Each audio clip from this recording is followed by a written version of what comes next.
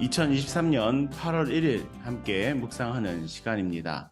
자, 오늘 날마다 솟는 샘물의 말씀 본문은 이사야서 1장 1절에서 9절의 말씀입니다.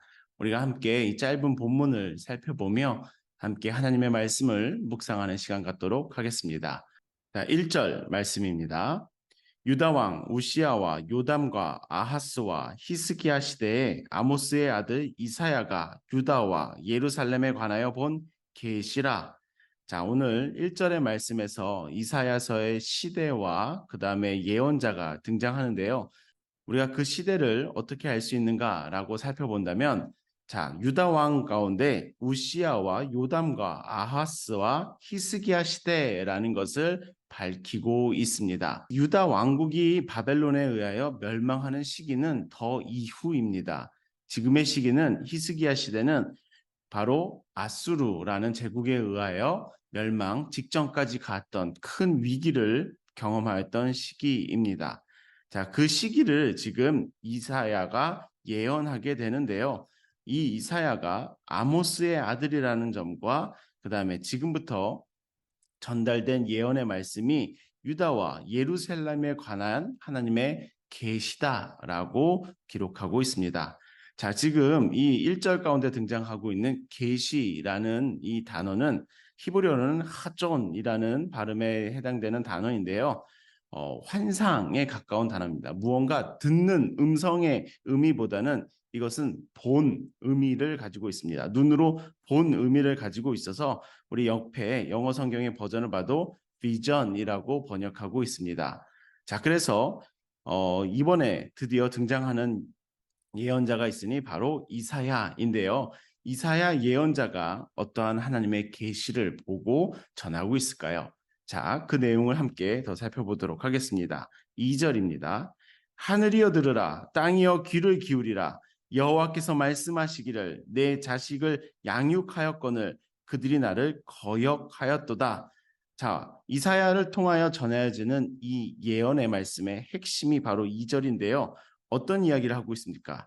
여호와 하나님께서 내가 자식을 양육하였거늘 그들이 나를 거역하고 있다라고 이야기를 전하고 있습니다. 이 하나님의 마음이 전달되고 있죠. 그들이 나를 거역하였다. 이스라엘이, 유다가 나를 거역하였다라는 이야기를 이제 시작하고 있습니다. 지금 이 이야기가 바로 하나님께서 이사야를 통해 전해주고 있는 예언의 말씀이라는 점입니다. 이 메시지를 기억하며 어떻게 이 메시지를 전하고 있는지 계속해서 말씀을 살펴보도록 하겠습니다. 3절입니다. 소는 그 임자를 알고 나귀는 그 주인의 구유를 알건만을 이스라엘은 알지 못하고 나의 백성은 깨닫지 못하는도다 하셨도다. 자, 소도 그의 주인을 알고 나귀도 그 주인을 아는데 이스라엘은 그 주인을 모른다. 나의 백성은 그것을 깨닫지 못한다. 주인을 깨닫지 못한다라는 이야기를 하고 있죠. 자, 하나님께서 이스라엘 백성들을 양육하였거늘 그들이 나를 거역하였도다 라면서 말씀을 시작하여 어떤 비유를 들었습니까? 소들도 그 임자를 알고 나귀도 그들 임자를 아는데 주인을 아는데 이스라엘 백성들은 모른다. 나의 백성들은 깨닫지 못한다. 주인을 모른다. 주인을 거부한다. 거역한다. 라는 말을 전하고 있습니다. 자, 4절에 보시면요. 이들에 대한 하나님의 마음이 등장하는데요. 어떻게 시작하나요? 슬프다. 범죄한 나라요. 허물진 백성이요. 행악의 종자요. 행위가 부패한 자식이로다. 그들이 여호와를 버리며 이스라엘의 거룩하신 이를 만홀히 여겨 멀리하고 물러갔도다 라면서 이제 4절에 보면 하나님의 마음이 등장하는데요. 바로 하나님이 어떠한 감정을 갖고 계십니까? 슬프다라는 것입니다. 하나님께서 자신을 거부하는 자신의 자식들을 바라보며 어떠한 마음을 가지고 계시냐면 슬프다라는 마음을 가지고 계시면서 그 마음을 드러내고 계신답니다. 왜 이렇게 슬퍼하는 마음을 가지고 계시나요? 범죄한 나라요, 허물진 백성이요, 행악의 종자요, 행위가 부패한 자식이로다. 그들이 여호와를 버렸고 그 다음에 그 이스라엘의 거룩하신 이를 만홀히 여겼다. 업신여기고 물러갔도다. 멀리하였도다. 라는 그 마음을 전하고 계신답니다. 하나님의 마음이 자신을 거역하는 백성들을 향하여 어떠한 마음을 가지고 계십니까? 슬프다라는 것입니다. 자, 이 마음을 좀 특별히 묵상해 보실 수 있는 시간 되시기를 바랍니다. 자, 5절의 말씀입니다. 너희가 어찌하여 매를 더 맞으려고 패역을 거듭하느냐? 온 머리는 병들었고 온 마음은 피곤하였으며 발바닥에서 머리까지 성한 곳이 없어 상한 것과 터진 것과 새로 맞은 흔적뿐이거늘 그것을 짜며 싸매며 기름으로 부드럽게 함을 받지 못하였도다. 자, 이 5절과 6절에서 이스라엘 백성들의 상태가 나타나는데요. 어떠한 상태입니까? 온몸이 만신창이가 되었다는 겁니다. 어떻습니까? 그의 머리는 병들었고 그의 마음은 피곤하며 발바닥부터 머리까지 상한 것이 없어 또 상한 것과 터진 것과 새로 맞은 흔적뿐이거든. 온몸이 만신창이라는 거죠. 마음 또한 피곤하였다라고 적고 있습니다. 그런데 이 자식들의 상태가 이런데 그것을 짜며 싸매며 기름으로 부드럽게 함을 받지 못하였도다. 이 상처들을 싸매고 치유받지 못하고 있는 이 모습을 바라보고 있는 그 하나님의 마음이 드러나고 있죠. 상처투성이인데 그 상처를 치유하고자 하나님께 나아오지 않습니다. 오히려 하나님을 거부하고 더 거역하며 멀리하고 업신여기고 있는 자신들의 모습을 전혀 모르는 것을 깨닫지 못하는 이들을 향한 마음이 하나님의 그 마음이 우리들에게 또한 함께 전하여지고 있는 줄 믿습니다. 자, 7절입니다. 너희의 땅은 황폐하였고 너희의 성읍들은 불에 탔고 너희의 토지는 너희의 목전에서 이방인에게 삼켜졌으며 이방인에게 파괴된 같이 황폐하였고 자, 땅마저도 이들의 삶의 터전조차도 황폐하였습니다. 먹고 살 구석이 다 메말라가고 있습니다. 그런데도 하나님을 찾지 않고 있습니다. 자, 그 모습을 더 한번 확인해 볼까요? 8절입니다. 딸 시온은 포도원의 망대같이 참외밭의 원두막같이 에워싸인 성읍같이 겨우 남았도다. 자, 이 모습을 보면서 딸 시온이라고 해서 우리가 이 시온을 예루살렘으로 해석할 수가 있습니다. 이 예루살렘이 포도원의 망대같이 포도원이 이렇게 착 펼쳐져 있으면 망대만 뾰족하고 올라와 있죠. 참외밭의 원두막같이 참외밭이 쫙 펼쳐져 있으면 원두막만 탁 나와 있죠. 그 모습을 마치 포위당하고 있는 에워싸인 성읍과 같다라고 비유로서 사용하고 있습니다. 이 예루살렘이 나중에 이 히스기야 시대에 아수르에 의해서 포위당하고 절체절명의 순간까지 흘러가게 되는데요. 그 모습을 우리가 상상할 수 있을 것 같습니다. 아수르의 모든 군대가 예루살렘을 포위한 그 모습이 포도원의 망대같이 예루살렘 성만 덩그러니 보여지고 있는 그 모습을 우리가 상상해 보며 이들이 그렇게 절체절명의 순간까지 몰아쳐지고 있다라는 상황을 우리가 상상하며 우리가 그 모습을 바라볼 수가 있습니다. 자, 그 모습을 바라보는데요. 9절의 말씀 보시겠습니다. 만군의 여호와께서 우리를 위하여 생존자를 조금 남겨두지 아니하셨다면 우리가 소돔 같고 고모라 같았으리로다. 자, 그래서 이렇게 절체절명의 순간까지 몰아쳐졌지만 하나님께서는 그래도 생존자를 남기셨다는 겁니다. 모두 다 씨를 말려버리는 것이 아니라 생존자를 조금 남겨두셨고 소돔과 고모라 같지 않게 하셨다라는 겁니다. 자, 자신들을 거역하고 업신여기며 멀리하는 그 자신의 자식들을 향하여 하나님께서는 슬프다라는 마음을 가지고 계셨습니다.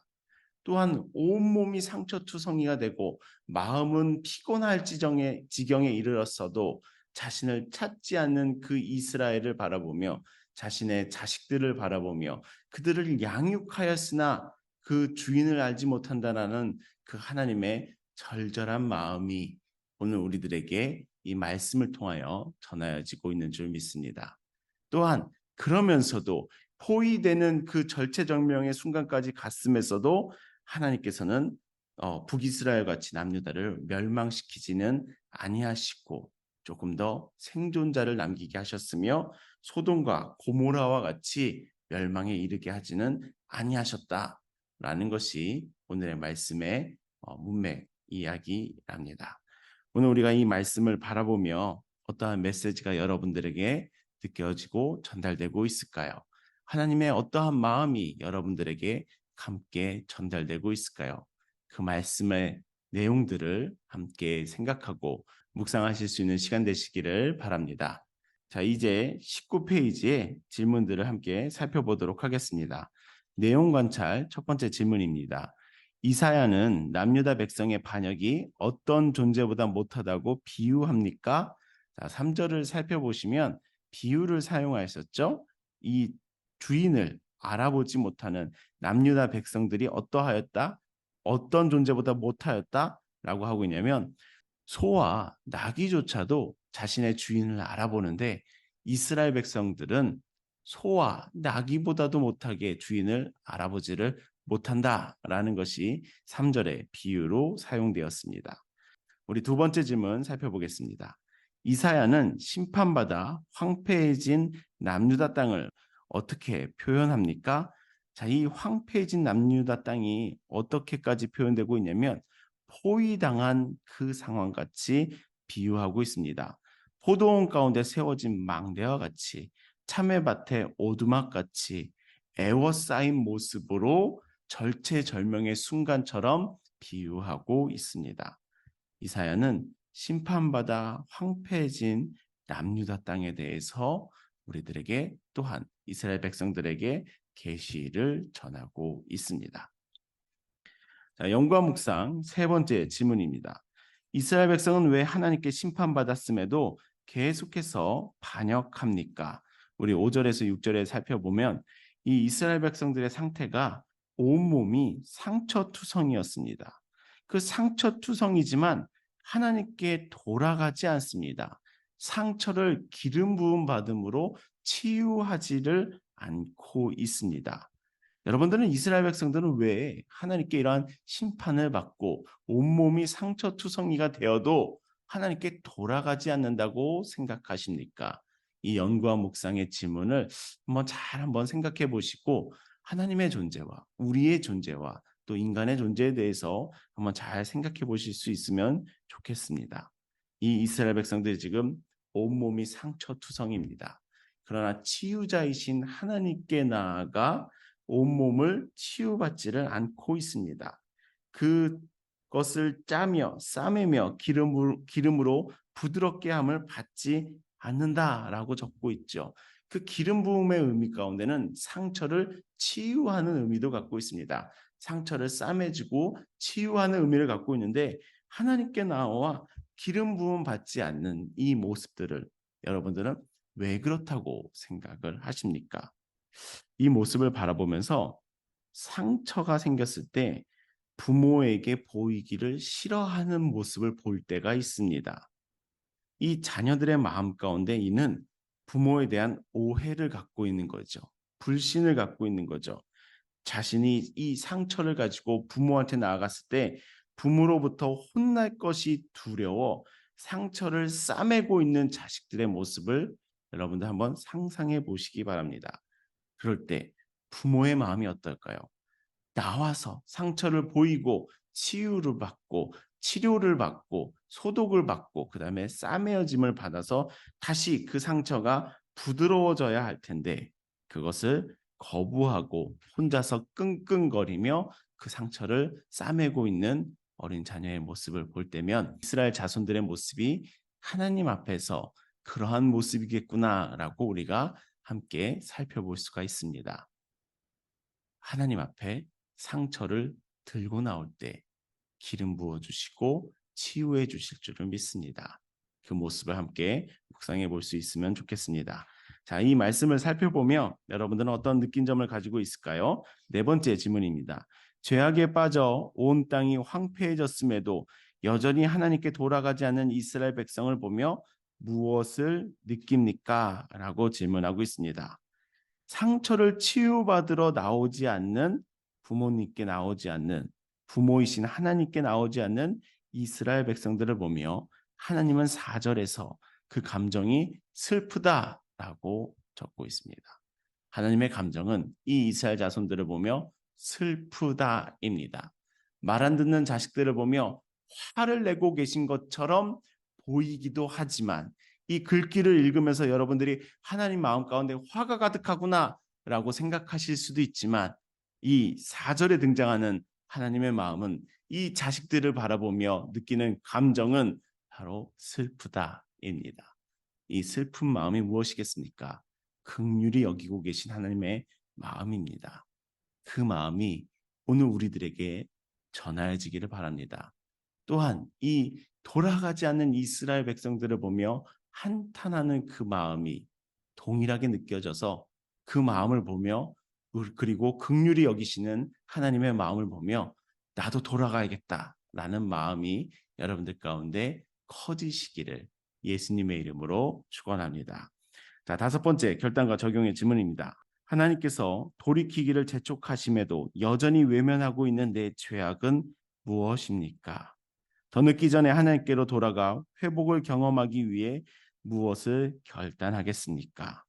여러분들의 여러 삶의 영역 가운데 하나님께서 돌아오기를 바라보면서 기다리고 재촉하고 있는 여러분들의 분야는 무엇입니까?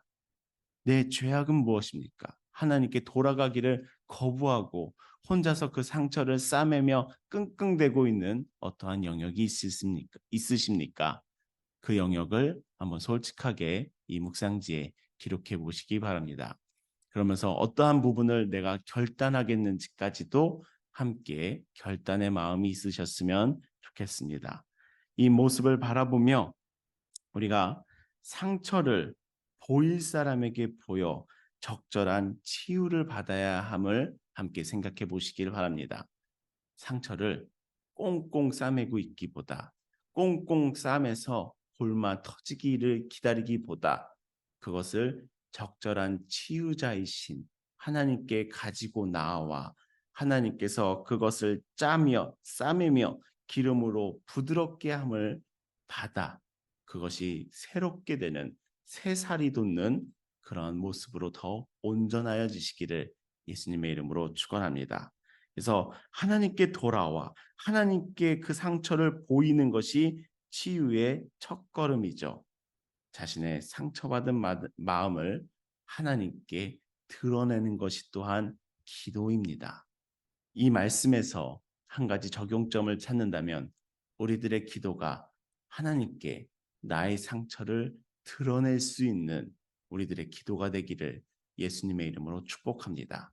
그렇게 나의 상처를 하나님께 드러낼 때 하나님께서는 그것을 짜며 싸매며 기름으로 부드럽게 해 주실 줄을 믿습니다. 즉 기름 부어 주실 줄을 믿습니다. 그 말씀을 한번 깊이 생각하실 수 있는 오늘의 묵상 시간 되시기를 예수님의 이름으로 축복합니다. 우리 함께 골방 기도의 내용을 읽으면서 오늘의 시간을 마치도록 하겠습니다. 자, 하나님께 속히 되돌아가 순종하는 것이 결국 나를 살리는 길임을 기억하게 하소서. 아멘. 오늘의 이 기도 내용과 같이 이 기도 제목을 붙들고 함께 더 기도하는 시간 되시기를 예수님의 이름으로 축원합니다. 감사합니다.